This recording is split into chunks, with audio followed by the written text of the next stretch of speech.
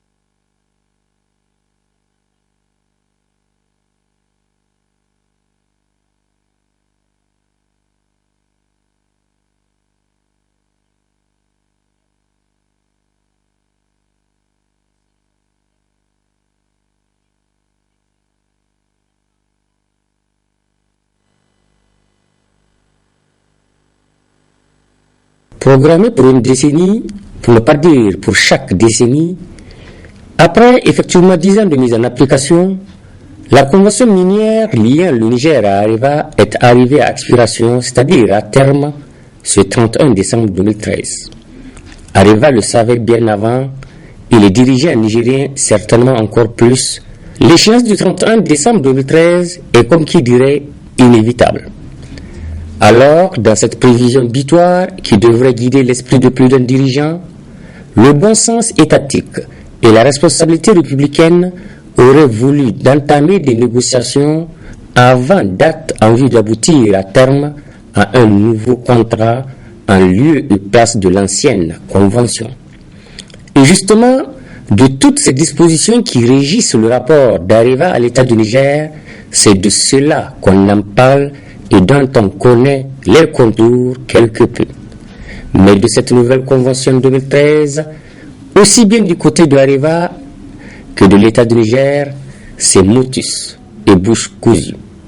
Quant au réseau des organisations pour la transparence et l'analyse budgétaire rotable, on n'en sait pratiquement rien de ce qu'est le nouveau contrat Areva Niger 2013. Là, on ne sait rien, c'est vraiment l'opacité totale. Nous, on ne sait rien, c'est des rumeurs. Tout ce qui se passe aujourd'hui, les gens disent à Niamey, il y a des rumeurs, quoi, qu'on a même signé le contrat, mais rien d'officiel.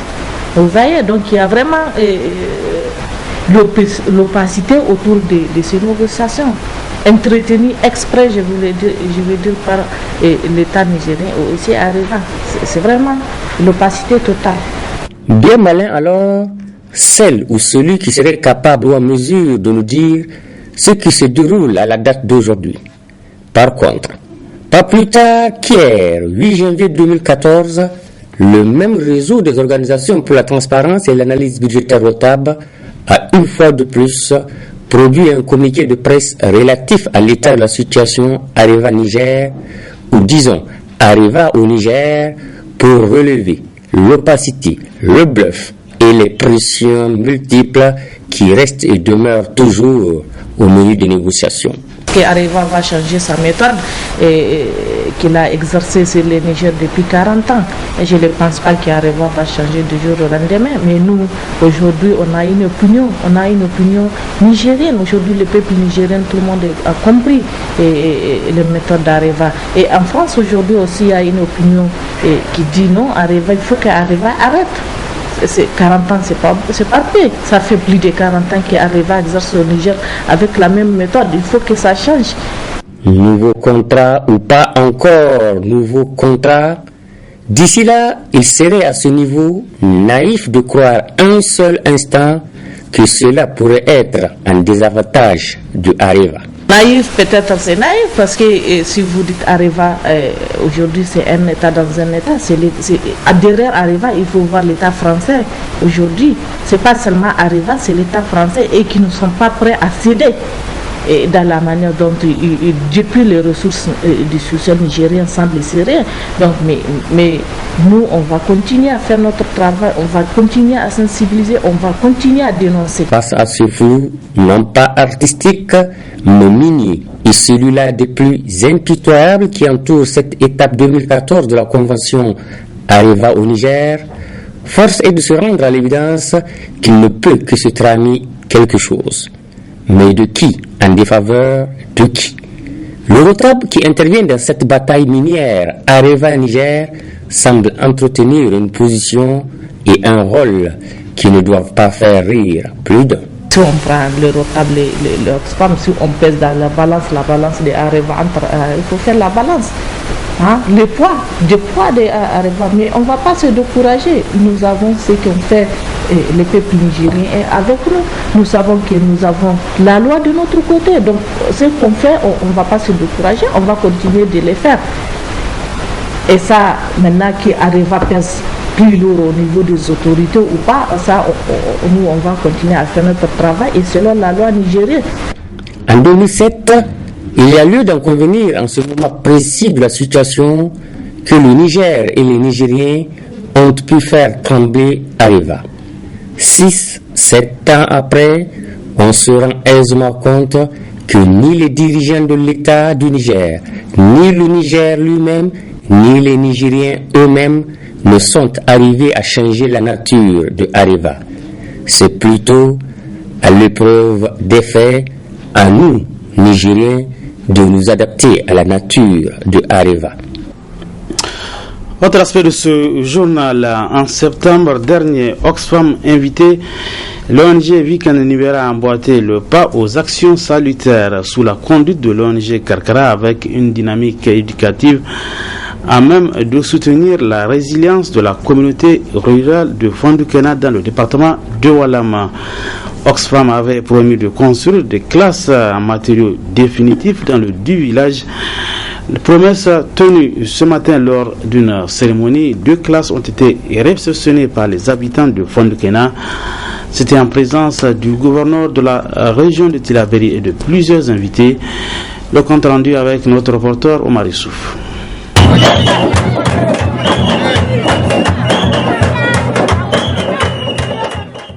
C'est la fête au village de Fandoukéna dans le département de Walam. Ce jeudi 9 janvier, enseignants, élèves, parents d'élèves de ce village sont très heureux. Le village vient d'être doté de 2 classes construites en matériaux définitifs et bien équipées avec un système d'électrification d'un bloc de 2 latrines. Tout cela sur le financement d'Oxfam qui a fait confiance à l'ONG Vikandinbera pour suivre les travaux. C'est avec une grande joie que nous constatons la réalisation de 2 salles de classe auxquelles s'ajoute un bloc de 2 latrines. Permettez-moi de vous annoncer que la mobilisation des jeunes du village, que nous saluons au passage, a permis de recruter au CI 45 élèves dont 25 filles. En plus de cela, 33 autres enfants de 9 à 12 ans, dont 12 filles, qui ne pensaient jamais pouvoir retrouver le chemin de l'école à cause de leur âge, ont été recrutés pour la passerelle et regagneront dès octobre prochain leurs camarades en classe de CE2. Portant ainsi l'effectif de l'école à 171 élèves, soit une augmentation, tenez-vous bien, de 84%. La résilience ne se construit pas en une année, ne se construit pas en 2 années. La résilience est probablement une affaire de génération.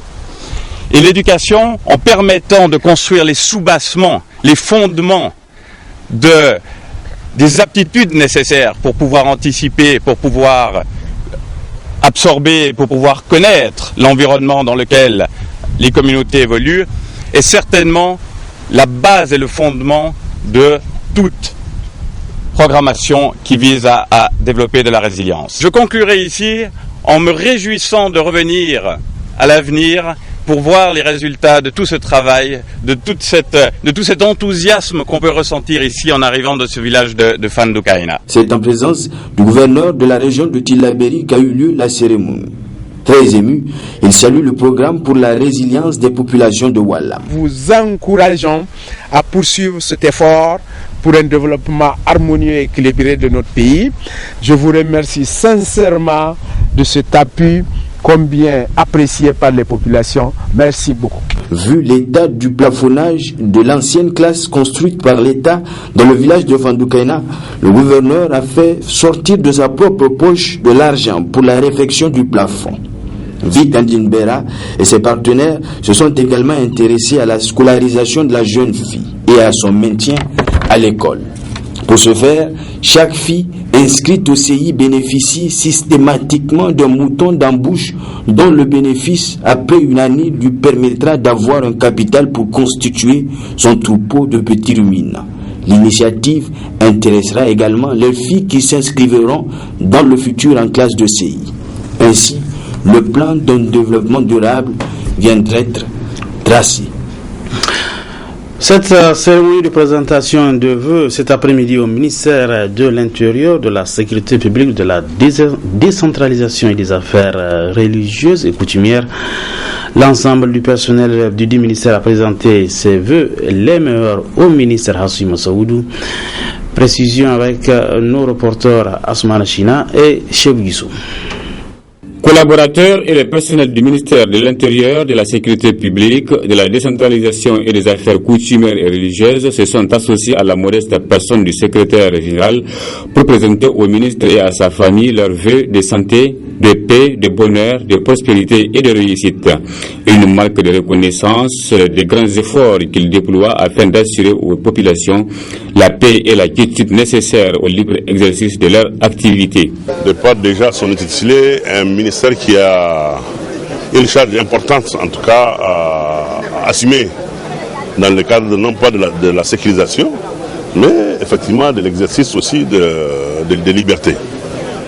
Donc à ce titre, le personnel a bien voulu reconnaître au ministre en tout cas ses qualités, d'abord du temps qu'on a passé avec lui, mais encore souhaiter que l'année 2014 soit en tout cas sous des auspices, en tout cas de nouveaux dynamismes pour permettre davantage au ministère de l'Intérieur d'accomplir en tout cas sa mission telle que l'a souhaité son Excellence Monsieur le Président de la République et son Excellence Monsieur le Premier ministre.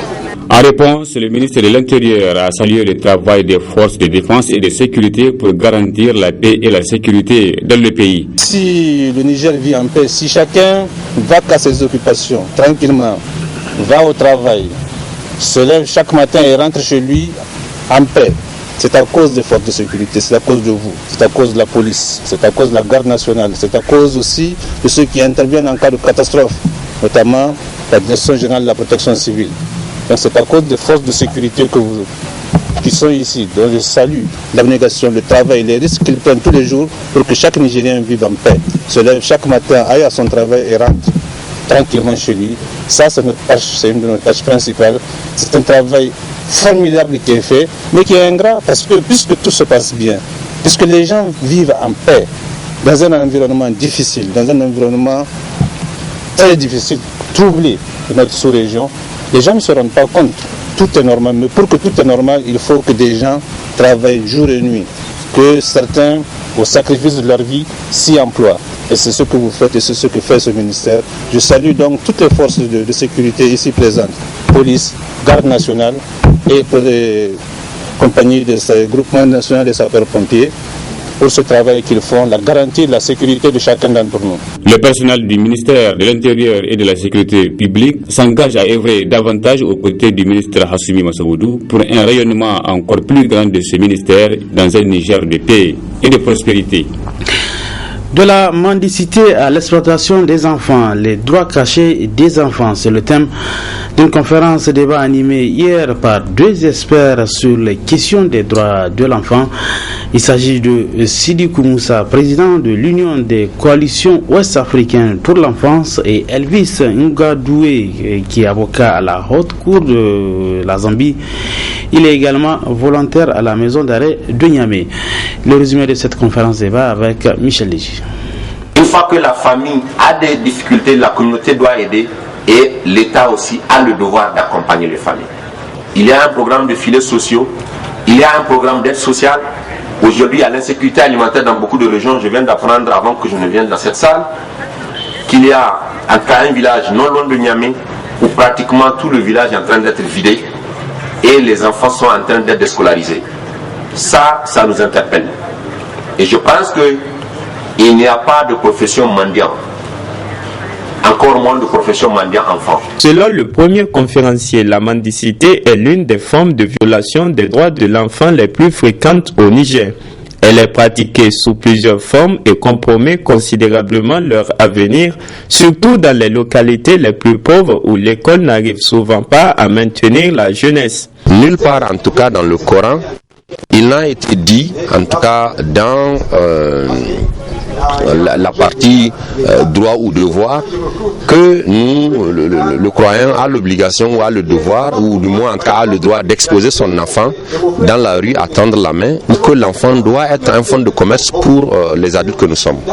Très malheureusement aujourd'hui, compte tenu de la détérioration de la situation ou du tissu familial, mais également de certaines pratiques sociales néfastes, notamment le phénomène du confiage ou des écoles coraniques mobiles, beaucoup d'enfants sont exposés, hélas, à cette forme d'abus-là, pour lequel, en tout cas, je pense que les autorités sont interpellées, les médias que vous êtes interpellés, les parents également sont interpellés parce que la place de l'enfant, ce n'est pas dans la rue, surtout en cette période d'harmattan où très malheureusement vous voyez des femmes avec des bébés au dos, d'autres à la main et qui cherchent la pitance quotidienne. Selon le président de l'Union des coalitions ouest-africaines pour l'enfance, la mendicité ne peut déboucher que sur l'exploitation et les participants se disent édifiés sur cette question. Grâce à ces débats, j'ai découvert la réalité de ces enfants qui font la mendicité dans la ville et quelle est l'origine, quels sont les protagonistes de ces filiaux sociaux. Ce moment, l'intervenant ont suscité dans mon cœur quelque chose d'important que si je peux aider aussi les enfants aujourd'hui, et ce que je retiens. Il est vrai que dans notre milieu ici, c'est comme si la mendicité est normale, mais je pense qu'il faut d'abord passer à la sensibilisation des populations avant de pouvoir remédier à cela. Je crois que les enfants nigériens ne doivent pas demeurer toujours mendiants. La deuxième thématique de ce débat d'idées a été la problématique du respect des droits des enfants dans les maisons d'arrêt, où selon l'avocat Elvis Ngandoué, les mineurs incarcérés pourraient apprendre à devenir davantage des criminels et être plus nuisibles à leur société si certaines mesures d'accompagnement en leur faveur ne sont pas prises par l'État pendant leur détention. Signature hier après-midi d'une convention entre le gouvernement du Niger et le système des Nations Unies. À travers celle-ci, la FAO, le PNUD, UNFPA, l'UNICEF et le PAM s'engagent à accompagner notre pays dans la mise en œuvre des plans d'action des programmes de développement pour la période 2014-2018 avec une somme estimée à plus de 708 milliards de francs CFA. Le point avec Souleymane Barma. Ce sont les 5 agences du système des Nations Unies au Niger qui ont signé cette convention de financement dont le montant est estimé à 708 milliards de francs CFA. Ainsi, la FAO, l'UNFPA, l'UNICEF, le PAM et le PNUD s'engagent à accompagner le gouvernement du Niger dans le cadre de la mise en œuvre du plan cadre des Nations Unies d'assistance au développement pour la période 2014-2018. La cérémonie qui nous réunit aujourd'hui vient couronner un processus de dialogue fructueux et inclusif entre le Niger et le système des Nations Unies sur les priorités de développement du pays et de ses populations et sur les options retenues conjointement pour y répondre sur la période 2014-2018. Ce processus a débuté par la formulation du plan cadre des Nations Unies d'aide au développement, plus connu sous le vocable anglais de UNDAF 2014-2018, qui constitue le cadre unifié et stratégique de coopération entre le système des Nations Unies et le gouvernement du Niger. Ce plan conjoint vise à renforcer la coordination, la cohérence et la synergie des interventions des fonds, programmes et institutions spécialisées en vue d'accroître leur efficacité par le biais des impacts des programmes, leur pertinence par un alignement adéquat sur les priorités nationales et les objectifs du millénaire pour le développement et leur efficience par la réduction des doubles emplois et des coûts de transaction. En référence aux orientations principales du plan de développement économique et social 2012-2015, le PNIAD UNDAF 2014-2018 a retenu les 3 domaines de coopération que sont la résilience, le deuxième domaine, le développement social et le capital humain, et le troisième domaine, la gouvernance, la paix et la sécurité.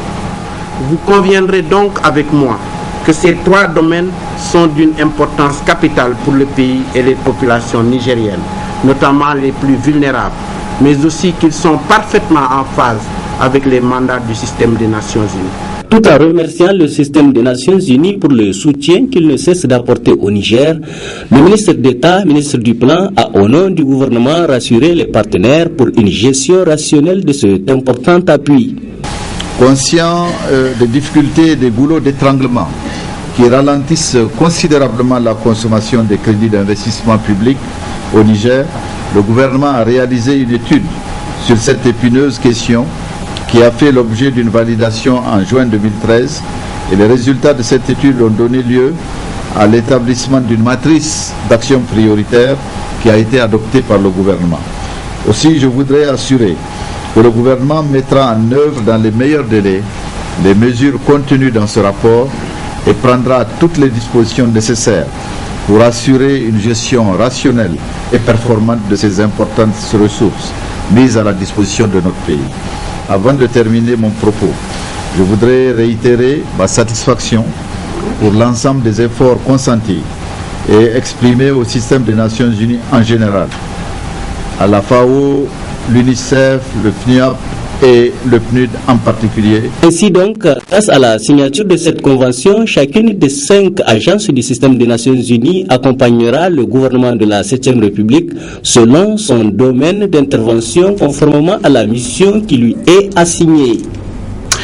L'actualité dans nos régions, le stade régional de Maradi sera bientôt opérationnel selon le président de la Ligue régionale de football. Les travaux sont à 80%. Tout le matériel est disponible pour permettre la finition de ce stade avec au finish une pelouse synthétique.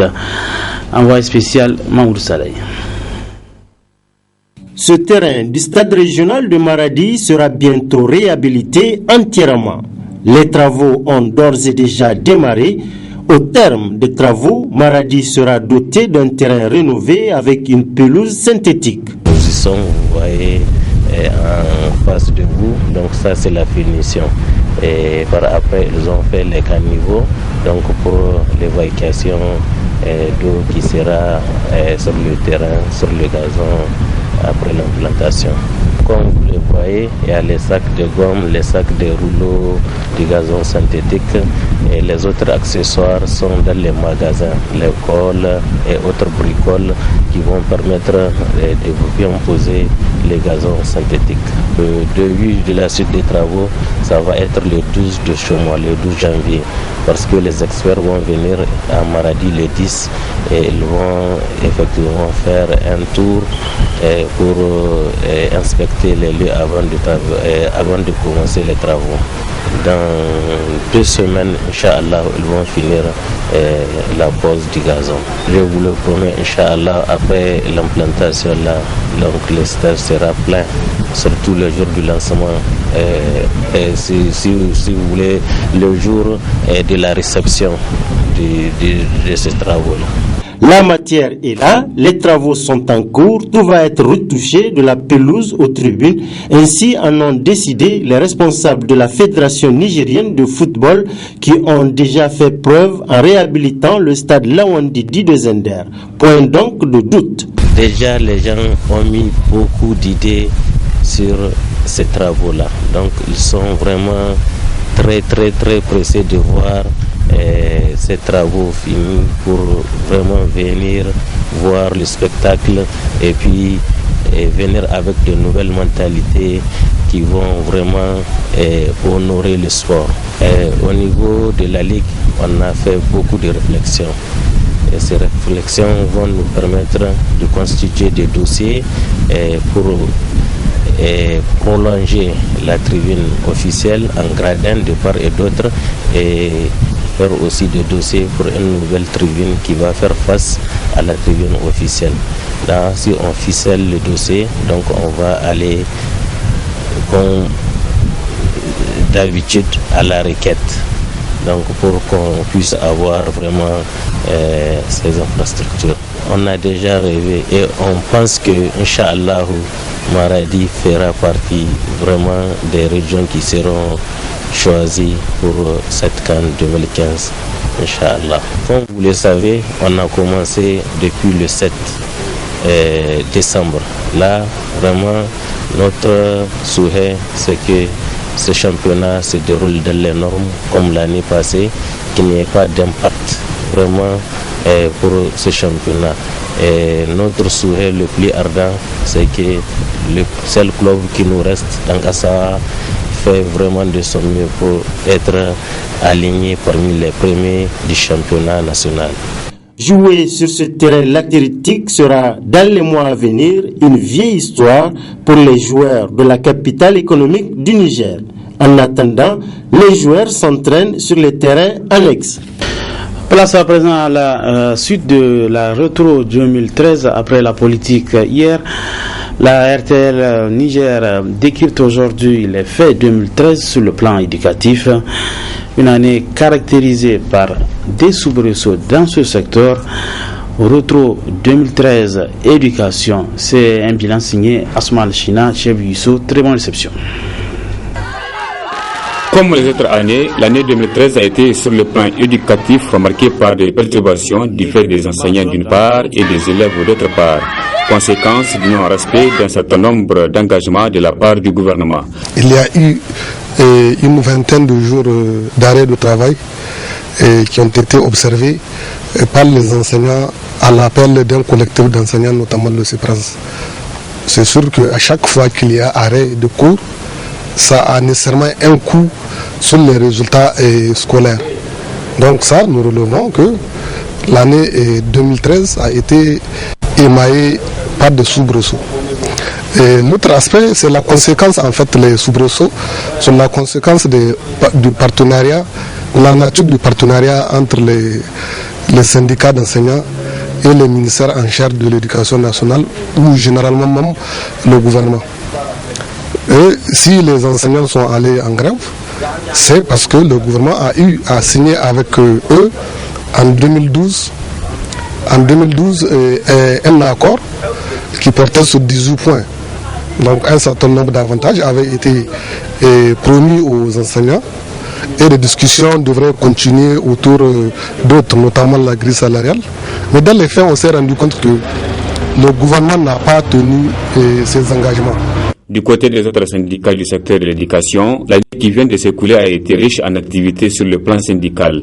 L'unité de lutte pour la défense des intérêts des enseignants a été renforcée. Au niveau du syndicat national des enseignants du Niger, nous avons connu beaucoup d'activités, notamment en ce qui concerne la formation de nos responsables et en ce qui concerne aussi les revendications, parce que nous avons déposé une plateforme revendicative.